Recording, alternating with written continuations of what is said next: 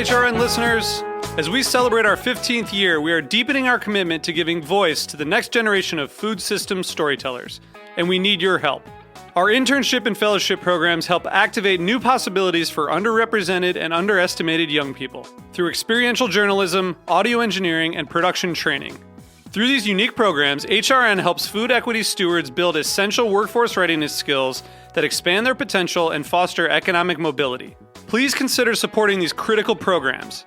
And with a minimum donation, you can be entered to win a dinner for two at an amazing restaurant in one of 8 cities and tickets to a concert at a great venue in one of those cities. We have incredible partners across the country who have donated, as they also share our passion for helping to educate the next generation of food systems storytellers. Check out heritageradionetwork.org/15 to donate and enter to win today.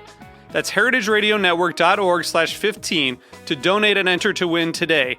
And make sure you donate before March 31st. Thank you.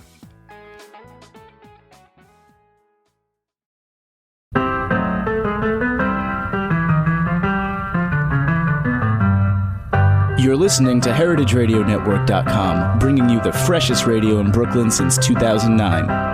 Hear directly from chefs to farmers, artists to architects, authors to brewers, and everyone in between. Check out all of our shows on our website or by searching Heritage Radio Network in the iTunes Store. I'm Sam Edwards. I'm third-generation Cure Master from S. Wallace Edwards & Sons in Surrey, Virginia. We support the Heritage Radio Network because we believe in the cause and what they're doing. They're supporting family-raised livestock, small family farms, certified humane, pasture-raised, antibiotic-free. Basically, we take the products from Heritage Food USA and make them into Serrano-style hams, prosciutto-style hams, bacon, sausage, like my grandfather did. You can find us at surreyfarms.com or virginiatraditions.com.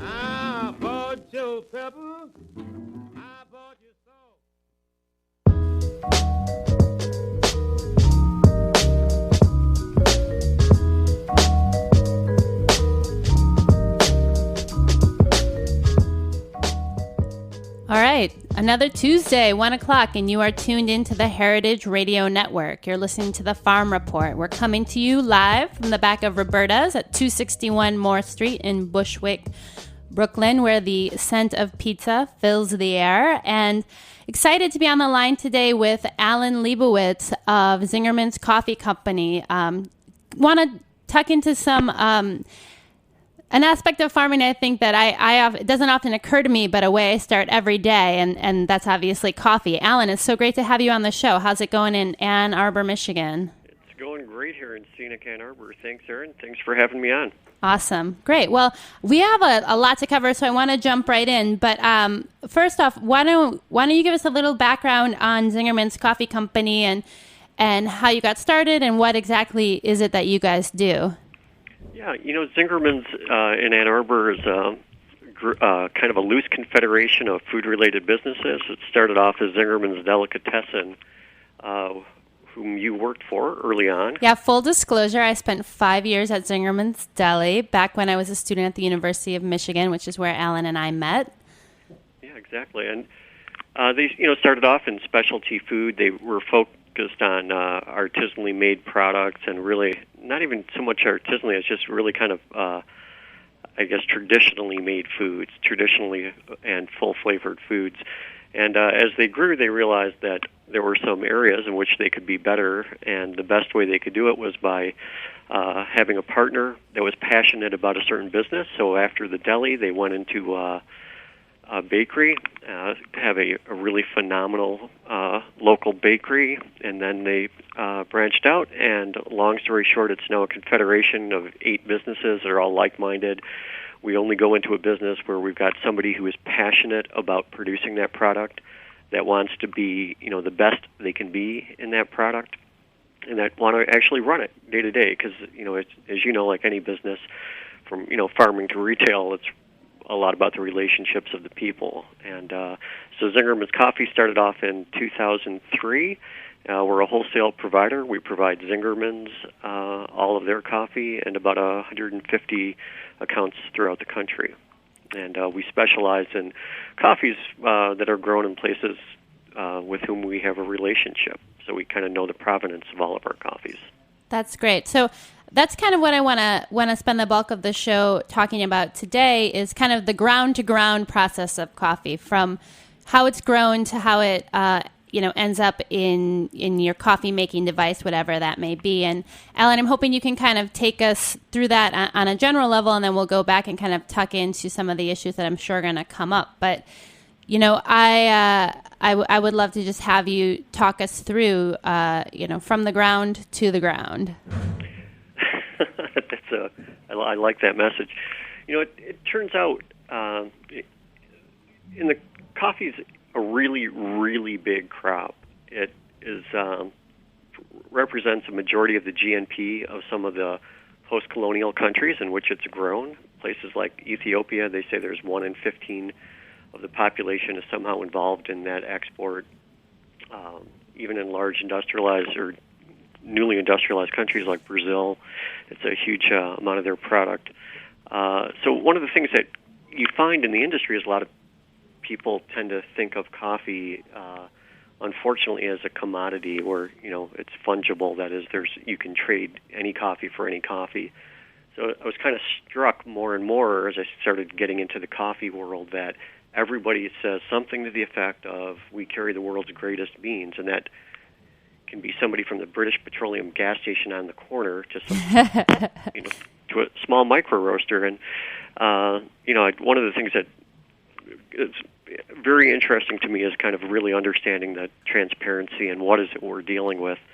So what you mentioned, at some point, coffee, it's somebody is a dirt farmer, and they're farming coffee beans, and there's a few hands that have to handle that before it becomes the grounds, as you've mentioned, in your cup. And it's a very different product in that, it's pretty disjoint.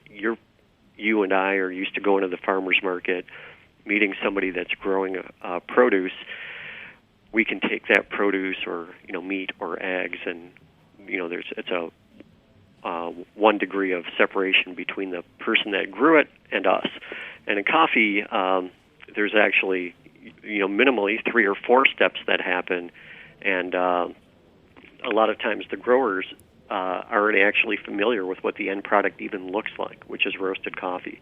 So at its fundamental level, somebody is growing these coffee beans, which are technically the seed of the coffee fruit.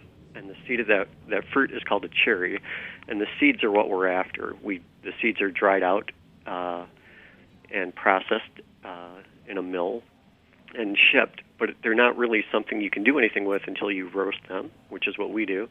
And then, we sell them directly to a consumer or to a retail establishment, and then you are actually responsible for preparing them. So, you as a consumer are sitting there making a cup of coffee. Broadly, those are the people that handle it. It's the grower, the processor of the grown fruit, some sort of export-import connection, a roaster, and then the end consumer. Okay, so let's start at that first stage, the grower. Now, I know that you have had an opportunity to travel a bit and actually spend some time on a number of different coffee plantations. So, can you for those of us who haven't had that experience, can you give us a sense of what it's a tree, right, or is it a shrub? I mean, just kind of wondering what the actual plant looks like, how long it takes from when you plant it to when you can harvest the seed, and what are kind of the initial, stages of becoming a coffee producer, a coffee farmer. Yeah, fundamentally, coffee is a woody, perennial evergreen. It's not frost hardy, so it's only grown in tropical climates, which literally means between the 2 tropics. If you look at a map of where coffee is grown, it's going to be in the belt around the equator. Depends on the varietal of the tree, but most trees on large commercial farms will be pruned to usually, somewhere between 5 and 10 feet. Wild trees can grow, 30 feet on up. But they have incredibly large, rich, waxy, deep green leaves. That the leaves are almost as big as as big as a banana is long. Oh, wow. And yeah, and it's actually pretty interesting. Somebody brought us a coffee plant recently. They smuggled some beans back into the country, some raw agricultural product. Ooh. And they grew them, and they brought us a 2.5-year-old tree. And these things, they're so incredibly beautiful to look at that they almost look like plastic. I mean, they're waxy green, uniformly rich, long leaves. And they don't... so when you start them like anything, you start them as seedlings, you get little coffee sprouts. They usually spend the first 6 months in a nursery in the best practice. And usually they're not harvested commercially till about year 3. And in the best practices, people prune these down, not unlike you would prune down grapevines. And you prune them for ease of picking, and you prune them really for health. And not unlike grapes, there are different varietals. Like for any you might plant Merlot or Cabernet grapes. In the coffee world, there are varietals as well, and the varietals people can pretty much trace genetically back to Africa. It's spread throughout the tropical world as the spread of colonial trading spread. So it went through the Dutch, the French, and the English. And so when you see coffee in Indonesia, it's because the Dutch kind of controlled Indonesia. Okay. And then later to India, which actually has a huge coffee history. In India, they grow almost as much coffee as they do tea. But tea, coffee, and black pepper are very important crops there. And coffee itself really kind of spread through that kind of. This is kind of the dark history of coffee, but it spread along with colonialism. Okay, so you have a tree. You said it's about year 3 when you can start harvesting. How does that look in the cycle of the tree? I mean, are you doing 1 harvest a year, 2? And you said it's the seed. So there's the berry that the seed is within. How does that work? Yeah, it's funny that coffee is such an unusual crop in many regards. A lot of what we might talk about, we might say in general, and I mean this because there's no absolutes in coffee, but broadly speaking, right now, like if you're in Brazil, the trees are going to start to flower now, and they'll be ready to start picking probably somewhere between mid-July and September. And what's really strange about coffee, unlike a lot of crops, is you've got this really dense, really large foliage. Then you've got these large groups of fruit, these cherries that are on the plant. And because of the combination of the shade from the leaves and how far they are in the plant, they never ripen at the same time, like ever. So, you mean within on one tree, they're ripe in different periods? Correct. Okay. Right. So if you're going through a plot and you've got an acre of coffee trees, I mean, on one branch, these things are really, really dense foliage. But on one branch where you might see 300 coffee cherries, within a foot, you'll get everything from the range of green unripe to partially ripe to fully ripe, and then some that might even actually start to be sun-dried, all on the same tree. So as a farmer, it's a really unique product. You have to make some decisions when you're growing coffee. Do you want to pick, when do you pick?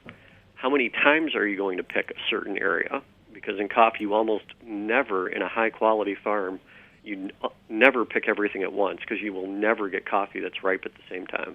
Okay. So it's not unusual. And, the best practice is you'll go through, pick a field or a part of a field, and then come back. And in, some farms, they might pick 6, 7 times just so that they're only picking the best product. And are these? I'm assuming being. Are you talking about being picked by hand, or is there machine picking, or I'm assuming there's probably both, but. Yeah, there's some machine picking. It's mostly, frankly, there's machine picking in Hawaii.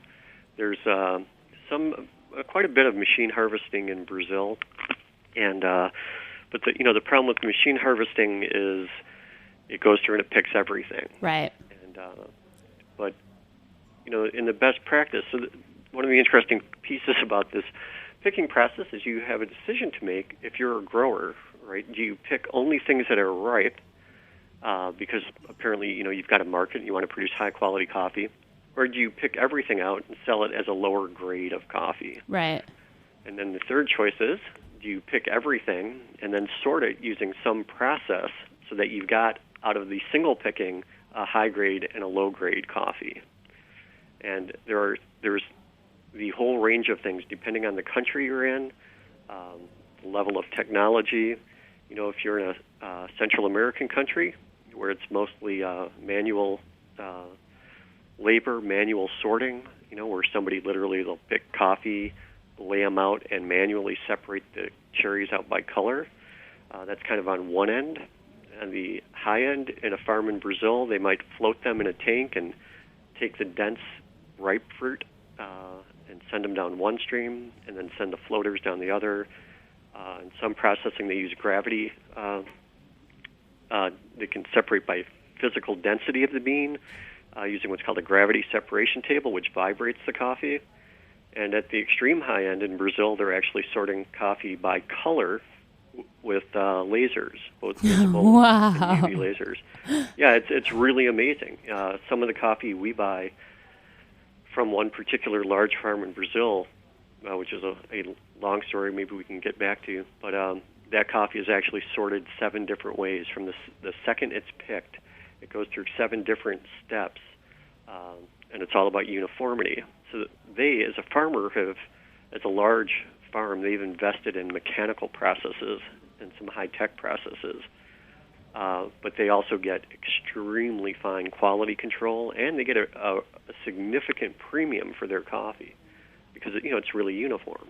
Wow, Alan, how big how big are we talking about? Is the cherry? I mean, I'm picturing like a sweet black cherry or like a tart cherry. Is it about the same size, or is it? A coffee cherry is like if you had a really nice blueberry. Let's say you had a big blueberry that was about the size of the tip of your pinky, like your pinky's fingernail. About that big around. What is that? Maybe half an inch, 3/8 of an inch round. Okay. And the interesting thing about these cherries is when they're ripe, they've got a very, very sweet pulp around the seed, but there's a very, very small amount of skin on a coffee cherry. Has a very, very thin amount of pulp and a really big seed. It's kind of the opposite of what we think of normally as a fruit. Okay. Like, how like if you think of a peach, normally there's the seed, the pit, and then there's a lot of delicious flesh that we like to eat. Right. And a coffee cherry, there's just a very, very thin layer of that sweet fruit around it, because really what you're trying to get out is the seed. Okay. So you're at the coffee plantation. You've picked, you've sorted, you have your ripe berries. What happens then with the ripe berries? What is the next step in the process? We want to maybe actually let's take a quick break, and then we'll tuck into that in just 1 second. Great.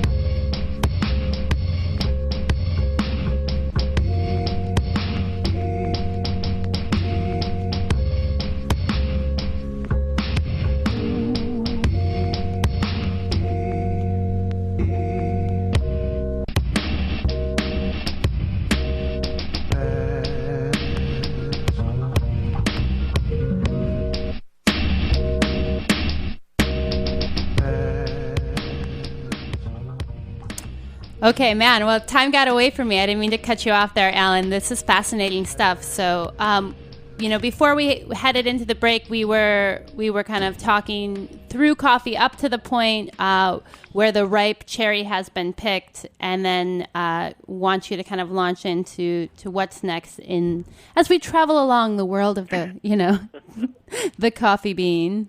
Yeah, it's funny, but it is one of those things where there are so many steps and so many different paths you can take. That it's I learn something about this every day. Just a small anecdote. I have a friend who's been roasting in the coffee business for about 25 years, and he likes to say the deeper he goes, the deeper it looks. Yeah, like the more you know, the more you know you don't know. And I think, to me, that's one of the fascinating things about coffee is it's this very everyday product that people of all income levels kind of look to on a daily basis, and yet have really no idea kind of where it comes from or what are these, the multitude of steps that differentiate the Dunkin' Donuts coffee from the Starbucks coffee, from the, boutique roasters like yourself, and all those steps in between. So I think it's great to get a sense of just what are, some things for us to be thinking about. Yeah, and the thing that I think you're interested in, and one of the things I'm beginning to realize more and more as I'm in the business, is that it really does all start at the farm, and it's to somebody from the beginning when they're growing this plant, care about the quality of the fruit that it's going to produce, because at the end of the day, you have to start at that level. You can't be a good roaster without great product. A great, raw product. And two, I think one of the other things that we're not going to kind of have too much time to tuck into today is just really thinking, as you mentioned at the beginning of this, it really is a globally traded product, a global commodity. And, you get back to a lot of those questions from the farm perspective of, how are these farmers being compensated for their work, and as consumers, kind of what's our role in kind of asking the right questions of the finished product to make sure that everyone along the chain is being fairly compensated, and having kind of an understanding of like what that life looks like for the farmer. I mean, I think already kind of talking through what we have so far, I'm surprised to really start thinking about what it would look like to pick the same tree 4, 5, 6, 7 times, and to be up there, picking these individual beans essentially by hand, that gives a totally different scope of the product than going and pulling the 1 pound bag, off the shelf in the grocery store. Yeah, and those are the decisions that farmers make. If you're a large farm, you can say, okay, I'm going to make that investment. Where you pick things. If you're a small holder and you're selling this to some intermediary and it gets mixed at a mill with everything else, they don't necessarily, if you're not getting paid to produce or pick the higher quality, then you're not going to produce it. Yeah, there's no incentive. Right. So that does get into some larger issues. Well, let's save those for another show. Let's kind of get back to what's happening with the bean. So what do we say? We have the ripe, you have the ripe cherry, and what's kind of the next step? Yeah. So fundamentally, you've got ripe cherry. The next step is getting the seed out, and there are fundamentally kind of keeping it simple. There are 2 major ways of doing that.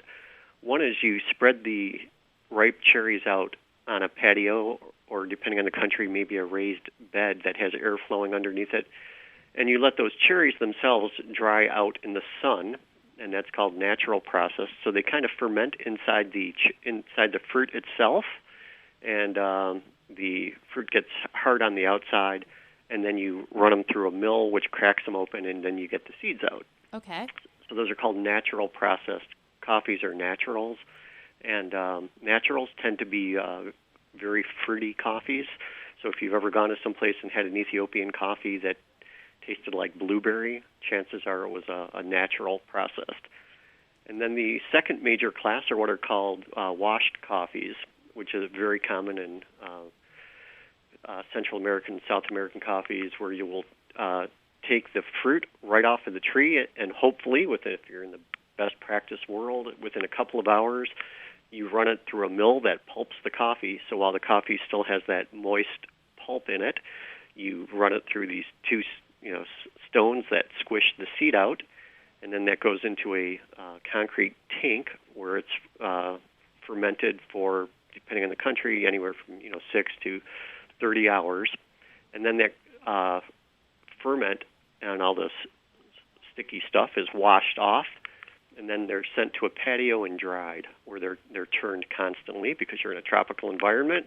You've got a formerly sugary product, which would normally tend to want to ferment or rot on you. Mm-hmm. So you squish it out, you ferment it, you wash it, you put it on a patio, you dry it down to about 10 or 11% residual moisture, and then you bag it and export it. Okay, so at that stage, is that what is that where you get the green beans? Right. That's where we're at, right? Yeah, so, that's exactly it. At that point, actually, the coffee in the industry is known as green. So the farmers are picking a raw product when it's dried down to 10 or 11%, either because it's a natural or washed coffee. It gets bagged up, and at that point it's considered green, and that's the product that's exported and traded around the world. Okay. And so you have the green coffee. Just kind of as an aside, like how like shelf stable is green coffee? I mean, I'm sure there's a freshness component there, but kind of what is that range? Yeah, there is generally you want to use crop within 1 year. Coffee is sold, exported a few ways. The most common for the last 150 years has been a 60-kilo jute bag, and when you store it, it depends on where you store it. If I store coffee up here in Michigan, or if you're in Brooklyn, which is a large coffee hub, if you store in a warehouse, it's fairly stable. If you're down in Houston, where it's 90% humidity, you'll have other issues with it. But usually you don't use coffee more than a year old unless you've taken some very special step, which some companies are doing, where you vacuum pack it in like a multi-layer laminate bag. And some people are actually freezing their coffee and holding it in a minus 40 freezer, and you can hold it for a few years in those conditions. But in general, you want to use it within a year. After that, it's considered past crop. And if you're buying past crop because you're a large multinational roaster, you're in a whole different league than the specialty coffee that you're probably used to drinking. Okay, and if you're freezing it, I mean, you're doing that. I mean, is that because, wow, this was such an amazing harvest and we want to be able to roast this for the future, or is it, wow, I got a really great price on this, so I want to buy more than I can roast and sell right now, or kind of both? If you're going to freeze green, right, and when we're talking about green unroasted coffee, you're typically doing that because you've got a great coffee, and you want to hang on to it, or you want to buy a lot of it, and it's going to take you 9 months to roast it. But that's kind of on the very high end esoteric world of coffee importing and roasting there. That's a big world too, though, huh? Yeah, coffee is it's a big world. Fundamentally, it's really amazing. You've got everything. We were talking about farmers, and you've got everything. We just bought some Salvadoran coffee from a woman in Salvador who has 5 children. She completed the Salvadoran education system. She went through grades 1 through 6. She makes a living for her family producing coffee, and she doesn't produce a lot of it. She produces about 5,000 pounds a year. You've got everything from that to these very large farms in Brazil that are farming, tens of square miles of land. Yet these guys are also kind of doing all the right thing for the environment. They've repaired all the damage that had been done. They're spawning the native flora and native fauna again. And people love working for them. They're the go-to place to work. So you've got a really interesting wide range of coffee production on all levels. Yeah, and so I think like anything that as we kind of tuck more into issues around, how food is produced, I think you're finding more and more that things just aren't black and white. And I know I think it's particularly challenging as a consumer to figure out kind of what are the questions I should be asking and what are the right decisions. And what it comes down to, for me anyway, is, finding, a purveyor that you trust who can do a little bit of that sorting for you, and then also kind of deciding on this like hierarchy of decisions, what facets are most important to you. So you, as a coffee roaster, you receive the green beans, and then that's kind of the final step in the processing is the actual roasting. Is that correct? Yeah, technically in transforming the green into the roasted is one step, but really the last step is, you brewing the coffee. So, if we roasted coffee this morning and, it's not over till you pour water over it and drink it. And, if you pour water over that coffee that we roasted today, if you do that tomorrow, it's going to be much different than if you put that coffee in your cupboard for 6 months or it sat on a store shelf for a year and then you drink it. It's going to taste different. So what we like is we'd encourage people to think of coffee like fresh bread. You can take bread and put it in the freezer. You can buy coffee, put it in your cupboard for a month, but it's not going to be the same as something that was just roasted. Okay, awesome. Well, Alan, I'm bummed because we're out of time. So we're going to need to bring you back on because I want to hear a little bit more about the roasting process, and then also kind of talk a little bit about, purchasing and how that works for you. But in the meantime, if people want to try some of your coffee, where can they go? The easiest way to find us is zingermanscoffee.com. Awesome. Great. Well, Alan, thanks again for coming on the show. Just a couple of other announcements. I want to give a shout out. This week is the Williamsburg Fashion Weekend. You can find out more about that at williamsburgfashionweekend.com. David Sherman, a former guest of the Farm Show, and the Jillian Lanier Fund will be there, so definitely check them out. And then also just keeping up to date on Hurricane Irene relief.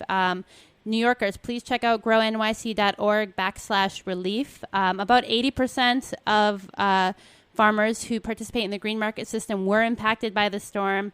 10 to 20% of those have lost anywhere between 80 and 100% of their crops. So please check out Grow NYC to figure out what you can do. Make sure you're getting out there to your farmers markets and purchasing from these farmers, because it makes a huge difference. And tune in next week at 1 o'clock for the Farm Report.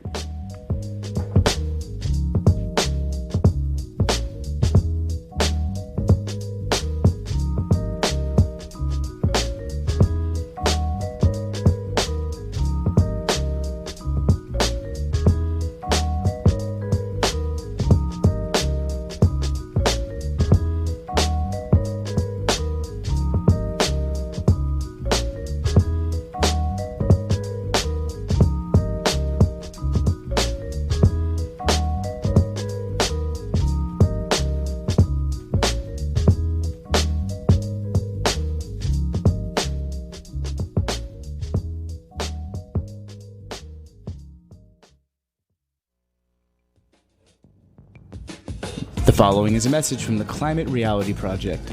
Join us on September 14th to the 15th for 24 Hours of Reality, a presentation delivered in locations around the world sponsored by former U.S. Vice President Al Gore. View the live stream at climaterealityproject.org.